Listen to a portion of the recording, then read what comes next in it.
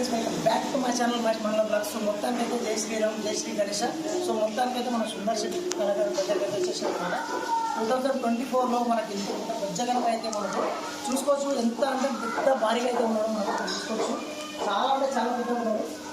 నేను పోయి పట్టుకున్నా కూడా కానీ అయితే అసలు ఉన్నాడు. సో చూసుకోవచ్చు, మనకి తొండ మీద చూస్తారు ఎంత పెద్ద ఉందో. మీరు మంచిగా గమనిస్తే తొండ పైన మనకు జగన్నాథ స్వామి అయితే ఉన్నాడు అనమాట. సో మధ్యలో వచ్చేసరికి సూర్యుడు ఉన్నాడు.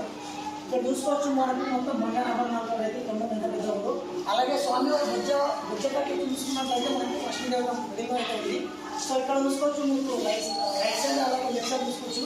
ఏనుగులు అయితే మనకు తొండం లేపు అయితే ఉంది అనమాట. 2 ఏనుగులు ఉన్నాయి. అలాగే స్వామి వారి పాదాలు అయితే చాలా పెద్దగా ఉన్నాయి. చూసుకోవచ్చు మీరు స్వామి వారి పాదాలు ఎంత పెద్దగా ఉన్నాయి. చేతులు కూడా చూసుకోవచ్చు, మనకు 4 అయితే ఉన్నాయి. మనకి ఈ చేతిలో అయితే 2 రూపాయలు. అలాగే అక్కడ తింటాము, ఇక్కడ ఆశీర్వదిస్తున్నాడు. చక్రంలో అక్కడ అయితే ఉన్నాయి. స్వామి చెవులు చూసుకోవచ్చు, సేమ్ న్యాచురల్ ఎలా ఉన్నాయి. మీరు ఎలిఫెంట్ అయితే ఏ విధంగా అయితే ఉందో సేమ్ అదే విధంగా ఉన్నాయి. సో మనకు పైన అయితే కిరీటం వస్తుంది. కిరీటం అయితే మనకు కిరీటానికి వచ్చేసి మనకు 5 పడగలతో అయితే శంకరుడు అయితే ఉన్నాడు అనమాట. ఆ కిరీటం తీసుకొని పైన అయితే పెడతారు. మనకు రిమూవల్ టైప్ అయితే ఉంటుంది అనమాట. తీయడం పెట్టడం అయితే జరుగుతుంది. సో మొత్తానికి చూసుకోవచ్చు, మనకు 2024లో ఇంత పెద్ద భారీ గణప అయితే ఎక్కడ లేడు.